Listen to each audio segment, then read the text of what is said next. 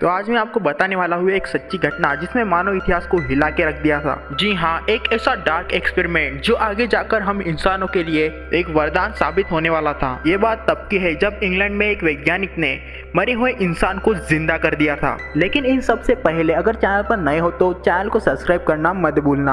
हाँ तो शुरू करते हैं। जॉर्ज फॉस्टर ये वही आदमी था जिसे लंदन की पुलिस ने अपने बेटी और अपने पत्नी के मर्डर के केस में अरेस्ट कर दिया था और कुछ ही दिनों में जॉर्ज फॉस्टर अपनी बेटी और पत्नी के मर्डर की बात स्वीकार लेता है और इसी वजह से उसको फांसी की सजा दी जाती है और ठीक दिसंबर की सुबह उसको फांसी दे दी जाती है। और तब के समय इंग्लैंड में किसी भी इंसान को फांसी देने के बाद उसका शरीर के टुकड़े टुकड़े कर दिए जाते थे। दरअसल तब एक ऐसी मान्यता थी कि ऐसा करने से वो बुरी आत्मा उस शरीर को वापस से नहीं जोड़ पाएगी। लेकिन ऐसा कुछ जॉर्ज फॉस्टर के केस में नहीं हुआ, बल्कि उसके इस शरीर को एडवानी को दे दिया गया। और यहाँ से शुरू होती है हमारे डार्क एक्सपेरिमेंट की दास्तां। इससे पहले हमें ये तो समझना होगा कि ये एडवानी कौन थे। एडवानी जो कि गैल्वानी के भतीजे थे और बहुत ही प्रभावशाली फिजिसिस्ट भी थे और उसके साथ साथ मरे हुए इंसान और जानवरों को दोबारा से जिंदा करने का एक्सपेरिमेंट पहली बार परफॉर्म करने वाले साइंटिस्ट यही थे। और लेविस गैल्वानी ये वही वैज्ञानिक है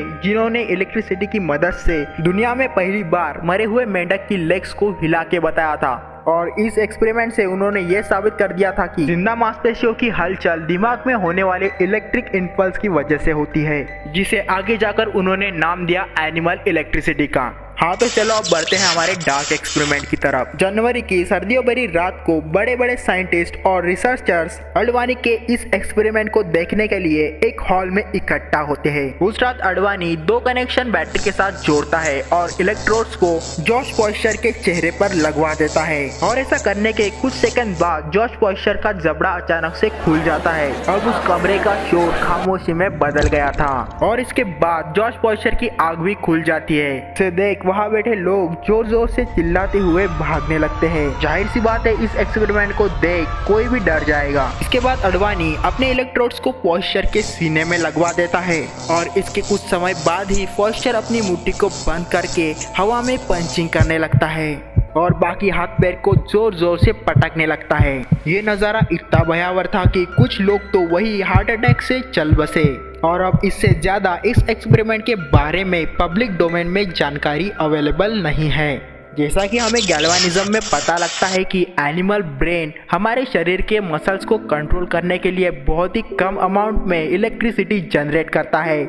लेकिन अडवाणी का ये मानना था कि हम इस बिजली से मरे हुए इंसान को वापस से जिंदा कर सकते हैं, तो कुछ इन वजहों से उन्होंने इस एक्सपेरिमेंट को परफॉर्म किया था। लेकिन अडवाणी ने इसके बाद इंसानी शरीर के साथ कई सारे एक्सपेरिमेंट करे थे।